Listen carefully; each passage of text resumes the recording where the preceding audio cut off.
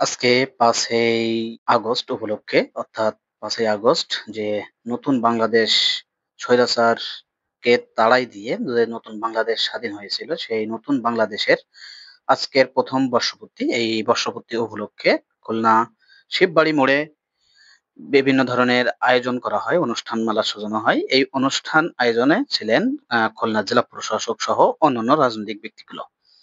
আজকের আয়োজন ছিল একটু ব্যতিক্রমী। খুলনা মহানগরে বাংলাদেশের পক্ষ থেকে বিনামূল্যে পানি সরবরাহ করা হয়েছে জনসাধারণের মাঝে।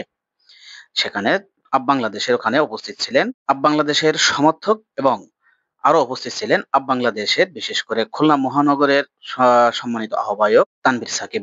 তানভীর সাকিবের কাছে জিজ্ঞাসা করা হয় বাংলাদেশ কোন আদর্শ বা মূল্যবোধ ধারণ করে, কি বলেন? বাংলাদেশ অ্যাকচুয়ালি একটি সংগঠন যেটা জুলাই আন্দোলন থেকে উঠে আসছে।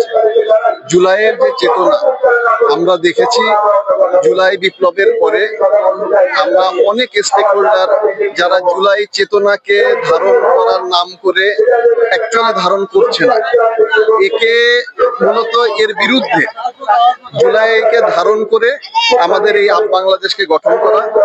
আমরা বাংলাদেশ সত্যিকার অর্থেই জুলাইকে ধারণ এবং বহন করে যাচ্ছি। এছাড়াও আমরা নতুন একটি বাংলাদেশ গঠন করার লক্ষ্যে আমরা মূলত এই বছরের শুরুর দিকে বাংলাদেশ গঠন করেছি। তারই কার্যক্রম আমরা খুলনায় এখন করছি।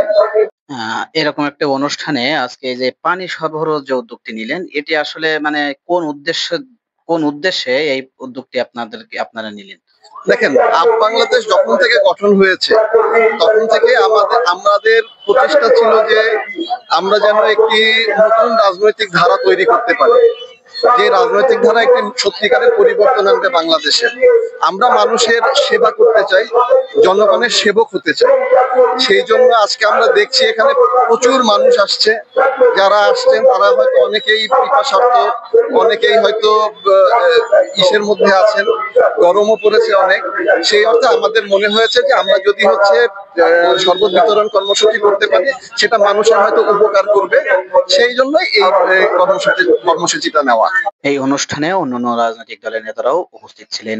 বাংলাদেশ বলেছে তারা বিভাজনের রাজনীতিতে বিশ্বাস করে না, বরং একসাথে কাজ করেই দেশের পরিবর্তন সম্ভব।